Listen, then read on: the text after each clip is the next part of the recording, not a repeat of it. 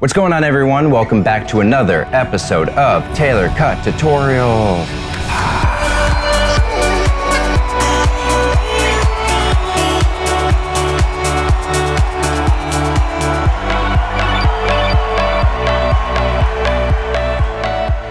So one of the few benefits of this whole COVID pandemic and being inside is it's really tapped me into my creative editing. So with that came updating my desk. So I wanted to do an updated 2021 What's on My Desk. That's not a thing! So I live in a studio apartment, which is literally a studio in an apartment, and this is the studio side of things. So I've bought a bunch of new equipment for filmmaking purposes, music purposes, a lot of the stuff that I do here on the YouTube and other things. So I wanted to show you what gear I use, how I updated my desk. This is gonna be a part two. There's gonna be two parts. The first part's showing you all the beautiful gear and what it does and why I got it. And then part two, I'm gonna specifically dive into color grading. So that's gonna be in a separate YouTube video. Look out for that. Don't ever do that again. So the reason why I wanted to do a color grading tutorial was because the way I color grade is a bit different now because I have a second monitor behind me.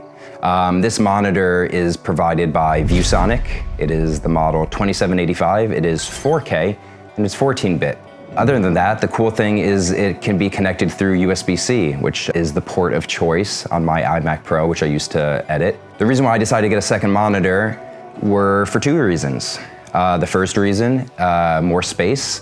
So when I'm editing in Adobe Premiere, I can keep on my iMac on the right side the timeline and my effects and use the full screen for scrolling and looking through footage if I have a bunch of footage in there, and then strictly use the second display, the ViewSonic monitor, for color grading and for viewing the footage and pulling selects and all that fun stuff. The amazing thing about this ViewSonic monitor specifically is that it comes calibrated. So they pre-calibrate it for you, or you can get a calibration kit. If you're wondering what calibration is, which I'm sure you might know already, but it's just ensures color accuracy. So that way the black levels are correct, the greens are accurate greens, the RGB is all correct. The funny thing is, a lot of the times after you send it to your phone, or you upload it to YouTube, or you watch it on a TV, the colors could look different than what you initially anticipated when editing in your editing software. So it's kind of amazing actually having a color accurate monitor, and has 14-bit, so there's a lot of depth there, so it's amazing. I'd highly recommend it if you are curious and want to check it out.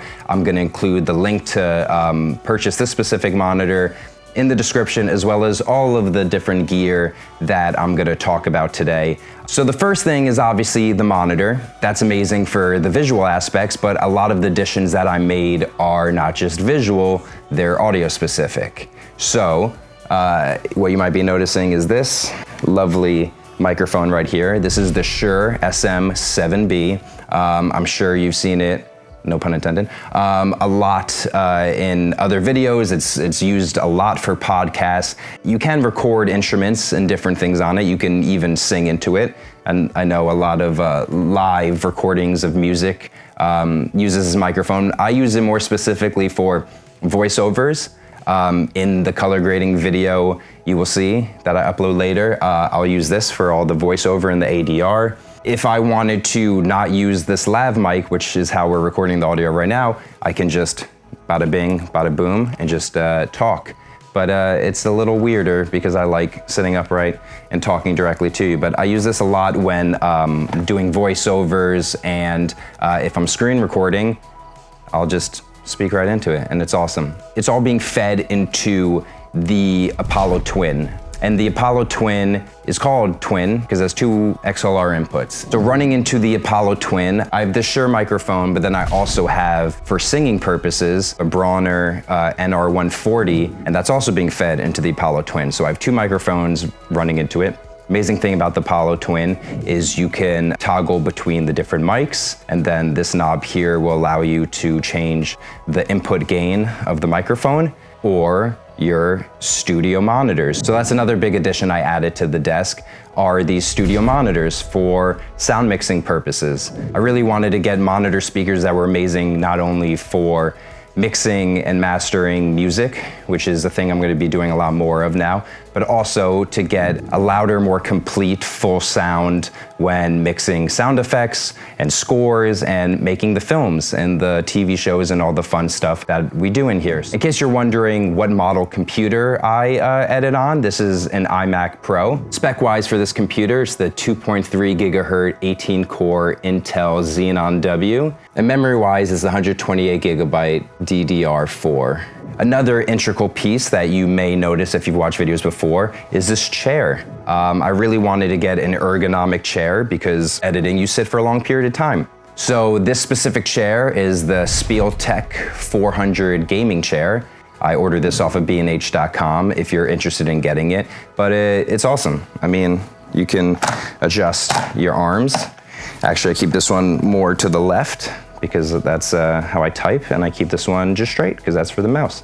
Super exciting. Also, it has this like back brace here, so lumbar support, and I never thought I'd be this interested in chairs, but it actually helps. I don't feel pain after a few hours of sitting down, so it's a necessary tool for a desk, you know? You gotta sit at a desk, unless you have a standing desk, which feet are great. So other than that, I kinda added some more aesthetic things for the desk. I have some really cool items that Grove Made sent to me, one of which is this awesome chestnut wooden keyboard holder. Also have this wrist pad, which is also amazing because carpal tunnel is a thing and you want your wrists to be comfortable when you're typing and when you're editing. So they look really awesome, but they also serve a purpose as well. Also got this really cool headphone holder that Grove Made has as well. I just love all of this wood aesthetic. It goes really well with the apartment. I think it adds a lot of character, but also very functional. Now I could just place my headphones here and also have a holder for my MacBook Pro. Also, I have these two monitor stands. It raises up the monitors a little bit, so I really feel like I'm utilizing all of the space on my desk. Yeah, so that's everything that I have on my desk. Again, thank you ViewSonic for the monitor. Thank you Grove Made for all of the cool items holding my monitors up and for the keyboard holder. And I hope this helped. I hope if you guys have any questions, feel free to comment below. I will look at them and I will answer them. Also, if you haven't yet and you find this helpful, please like, subscribe, all that fun stuff. That way you can stay updated in everything that I do post. And with that being said, I am going to make another video. The next video will be about color grading, and I will show you how I actually use the monitor and how I color grade all of my videos. So I will see you in the next one. Thank you all very much. I hope everyone's happy, healthy, stay safe, feel inspired, be creative, and sending love from Los Angeles, California. So I will see you soon. Hakuna Matata, and